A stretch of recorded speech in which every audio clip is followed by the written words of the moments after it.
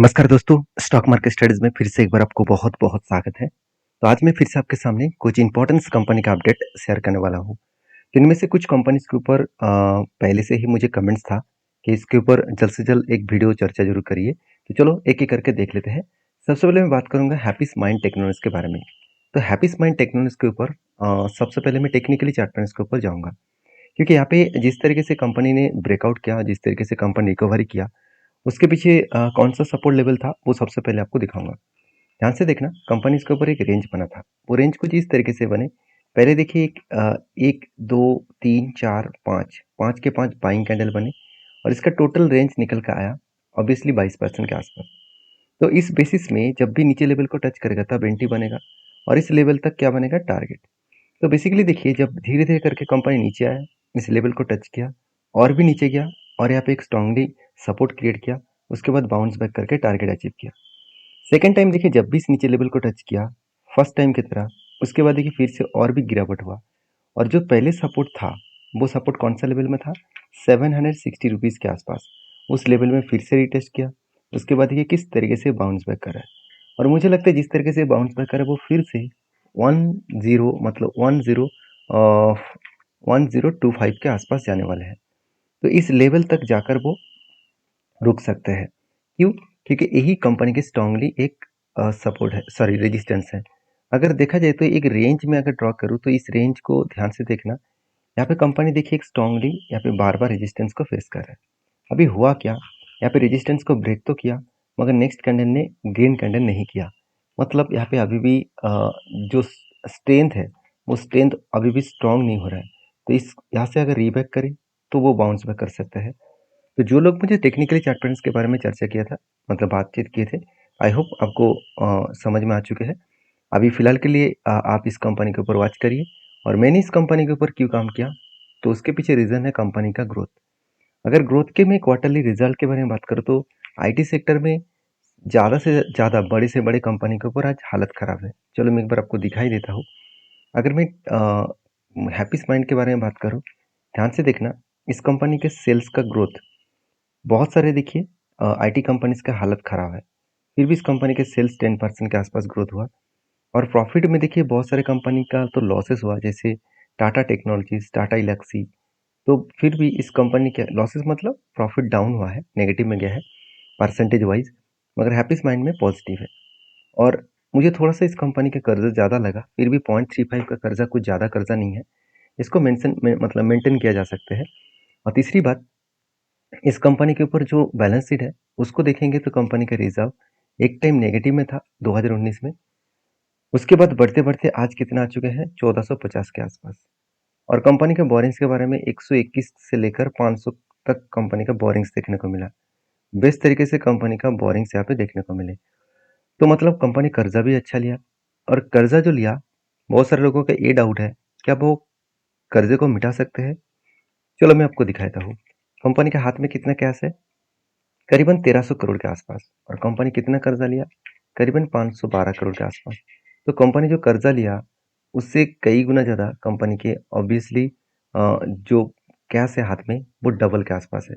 मतलब ईज़िली उस पैसे को मिटा सकते हैं। एक गुड पॉइंट्स है कंपनी का, जिस पॉइंट के कारण कंपनी आगे बढ़ सकते हैं। तो बाकी इस कंपनी के ऊपर एज़ ए इन्वेस्टर अच्छा खासा इन्वेस्टमेंट करके रखे हैं। मान लेता हूँ कंपनी के प्रमोटर के पास होल्डिंग 50% है।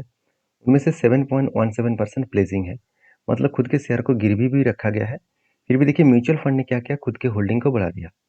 कुछ अच्छा खासा होल्डिंग को बढ़ाया और एफएस के पास होल्डिंग कम हो गया था, वो भी धीरे-धीरे करके बढ़ता हुआ देखने को मिले। तो बेसिकली इस कंपनी के ऊपर जो अपडेट है, वो मैं आपके साथ शेयर किया हूँ। बाकी आपकी क्या राय है, ज़रूर मुझे कमेंट्स करना। नेक्स्ट सॉरी, इस कंपनी की एक अपडेट तो देना ही भूल गया। ये happiest mind complete acquisition of pure software technologies, मतलब प्योर सॉफ्टवेयर टेक्नोलॉजीज जो कंपनी है, वो इंडिया बेसिस कंपनी है। तो उस कंपनी को क्या किया, हैप्पीस्ट माइंड ने खरीदारी कर ली है, मतलब पूरा का पूरा एक्विजिशन कर लिया। तो एक गुड पॉइंट्स होगा क्योंकि कंपनी एक सॉफ्टवेयर कंपनीज को खरीदारी की है, एक टेक्नोलॉजीज बेसिस कंपनी को खरीदारी की है, जिसका एक अच्छा खासा ग्रोथ मिल सकता है। तो नेक्स्ट जो कंपनी, उसका नाम है एक्साइड इंडस्ट्रीज लिमिटेड। मुझे बहुत सारे कमेंट्स आते रहते हैं, उनमें से और एक कमेंट्स है एक्साइड के ऊपर। क्योंकि एक साइड के ऊपर जब मैंने टेल लिया था, मैं सबसे पहले वो दिखाऊँगा। जब एक लंबा-सा एक एंटी बना था, लंबा-सा मतलब 2018 से लेकर एक कप बना और उसके बाद छोटा-सा एक यहाँ पे हैंडल बना। तो काफ़ी धन्य बटन्स बनने के बाद कंपनी रॉकेट की तरह यहाँ पे परफॉर्मेंस पहले नहीं किया था, थोड़ा-सा होल्ड किया। उसके बाद कंपनी रॉकेट की तरह टारगेट दिया और इस तरीके से जाम होने के पीछे एक बड़ा रीज़न था कि होंडा जैसे कंपनी और किया जैसे कंपनी, 2 बड़े कंपनी का जो बैटरीज़ लगने वाला है ईवीज़ में, तो उसका सप्लाई कौन करेगा? एक्साइड इंडस्ट्रीज़ करेगा। तो उस न्यूज़ के कारण ही शेयर में एक बिग पॉजिटिव जर्नी देखने को मिला। और एक चीज़ को नोटिस करना, कंपनी अराउंड कितने साल, अराउंड आप बोल सकते हैं कि कंपनी का जो टर्नओवर यहाँ पे कुछ नहीं हुआ था, मतलब कंपनी लॉसेस दे रहा था, वो कितने दिन, 2018 से लेकर 2023 तक। तो अराउंड अराउंड आप 5 साल बोल सकते हैं। 5 साल में कंपनी ने बड़े से बड़े लॉस दिया। मतलब अगर मैं टॉप लेवल से डाउन लेवल तक देखूँ, तो ऑलमोस्ट कंपनी 50 टू 60% लॉस दिया था। तो बार-बार मैं बोलता हूँ कि हमेशा कंपनी हिस्ट्री चेक करना, हिस्ट्री आपको इस तरीके से रिपीट देते हैं। जैसे देखिए यहाँ पे भी रॉकेट की तरह भाग रहा था, उसके बाद क्या हुआ? Big crash. आपको लग रहा होगा कि छोटा-मोटा करेक्शन होगा, बिल्कुल नहीं। यहाँ पे भी देखिए 40 टू 45% के आसपास क्रैश हुआ था। मतलब हिस्ट्री बहुत बार कंपनी रिपीट कर चुके हैं। आप यहाँ पे भी देख सकते हैं, इस तरीके से कंपनी भाग रहा था, उसके बाद क्रैश हुआ। तो कितना क्रैश हुआ? आप यहाँ पे भी देख सकते हैं अराउंड 56%। तो हिस्ट्री बार-बार आपको चेक करना है। तो ये भी आपको देखना है कि जब उस लेवल को ब्रेक किया, वो कितना दूर तक गया।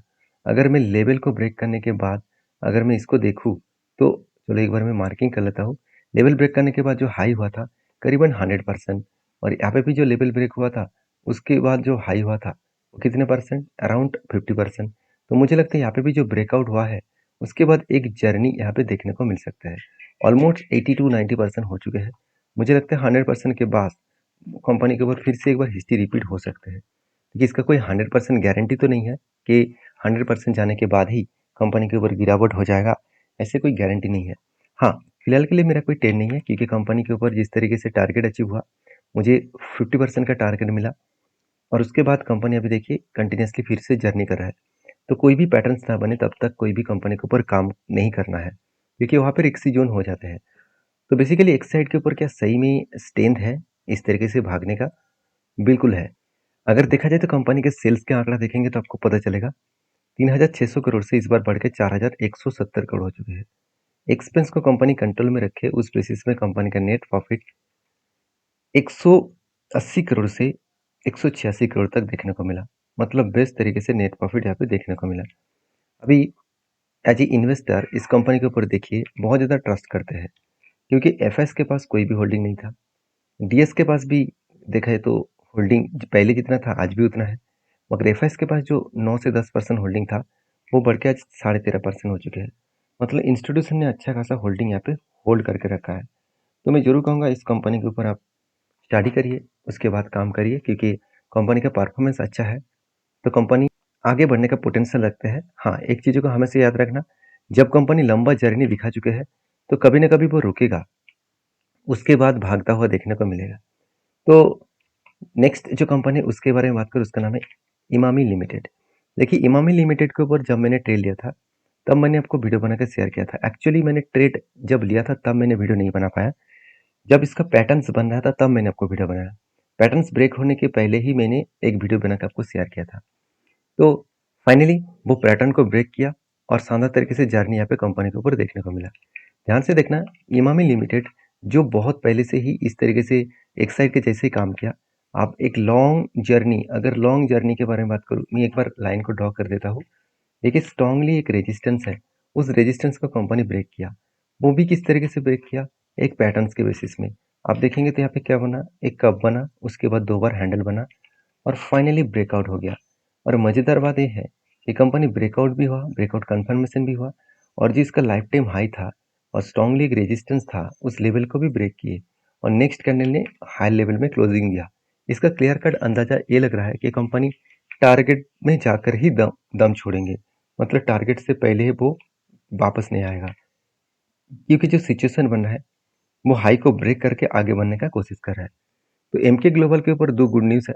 पहली बात, कंपनी के ऊपर एक बड़ा टारगेट रखा गया था और आईसीआईसीआई सिक्योरिटीज ने इसका टारगेट रखा था 650 और बाइंग एंट्री दिया था 480। तो 480 का मतलब है अराउंड अराउंड आप बोल सकते हैं कुछ इस तरीके से लेवल में एंट्री दिया था, इस तरीके से लेवल में। और टारगेट कितना दिया था? टारगेट दिया गया था अराउंड आप बोल सकते हैं 650। तो 650 का टारगेट ऑलमोस्ट हो चुके हैं। तो अच्छा खासा आईसीआईसीआई सिक्योरिटीज ने एनटीओ टारगेट दिया था। और दूसरी बात, कंपनी के ऊपर जाते होने के पीछे रीजन देखिए। इमामी जो परफॉर्मेंस है वो मे improve likely rural demand recovery, मतलब रूरल एरिया में जो डिमांड इसका कम हो गया था, तो उस डिमांड फिर से रिकवरी हो रहा है। और इसी के चलते हुए कंपनी में फिर से जर्नी देखने को मिला है, क्योंकि डिमांड कम होने के कारण ही पहले भी इस तरीके से बिग क्रैश देखने को मिला। एक बार नहीं, दो दो बार बिग क्रैश हुआ था सिर्फ डिमांड कम होने के कारण। आज कंपनी उसको रिकवरी किया और शानदार तरीके से परफॉर्मेंस किया। रिकवरी जो किया वो उसको आपको एक झलक क्वार्टर रिजल्ट में आपको दिखेगा। देखिए पहले देखिए, कंपनी देखिए 900 करोड़ के आसपास सेल्स कर रहे थे, उसके बाद कितना सेल्स कम हो गया। फिर से देखिए 850 करोड़ का सेल्स किया, इस बार 890 करोड़ के आसपास सेल हुआ। मतलब सेल्स को रिकवरी किए, एक्सपेंस को मिटाने के बाद नेट प्रॉफिट, यहाँ पे भी एक अच्छा खासा नेट प्रॉफिट का ग्रोथ देखने को मिला। तो जब सारे पॉइंट्स पॉजिटिव में देखने को मिलता है तो कंपनी फिर से रिकवरी कर ही लेते हैं। और दूसरी बात, कंपनी के ऊपर अगर कैश फ्लो में अगर कंपनी के फिक्स्ड एसेट के बारे में बात करूँ, आप ध्यान से इस चीज़ों को देखना। कंपनी इस बार 41 करोड़ के आसपास फिक्स्ड एसेट को परचेज किए। और कंपनी का डिविडेंड यील्ड कितना है और डिविडेंड कितना दिया? देखिए डिविडेंड पेड के हिसाब से कंपनी कंटिन्यूसली 300 साढ़े 300 करोड़ के आसपास डिविडेंड पे आउट करते हैं। तो बेस्ट तरीके से सारा सिचुएशन देखने को मिला। पहले कंपनी जो कर्जा लिया करता था, उस कर्जे को कंपनी कंटिन्यूसली मिटा भी दिया। तो कंपनी एक ऑलमोस्ट डेट फ्री कंपनी बोल सकते हैं। ये सारे कारण की वजह से मैं कंपनी के ऊपर पॉजिटिव हूँ। बाकी आपकी क्या राय है, जरूर कमेंट्स करना। नेक्स्ट जो कंपनी उसका नाम है रेमसॉन्स इंडस्ट्रीज लिमिटेड। तो रेमसॉन्स इंडस्ट्रीज लिमिटेड बेसिकली एक छोटा सा कंपनी है, एक माइक्रो कैप टाइप कंपनी है। फिर भी इस कंपनी के अगर चार्ट को देखा जाए तो कंपनी एक रॉकेट की तरह भागा, 230 से आज 1000 के आसपास चल रहा है। मतलब around 4 times to 5 times company return दे चुके हैं। और यही कारण की वजह से मैनेजमेंट ने गुड डिसीजन लिया स्प्लिट देने का। तो 5 ऑफ जुलाई कंपनी एक के बदले 5 शेयर देने जा रहे हैं। तो जो लोग स्प्लिट पाना चाहते हैं तो इस कंपनी के ऊपर एक बार डीपली रिसर्च करें, उसके बाद काम करें। तो मिलते हैं नेक्स्ट वीडियो में, तब तक के लिए धन्यवाद।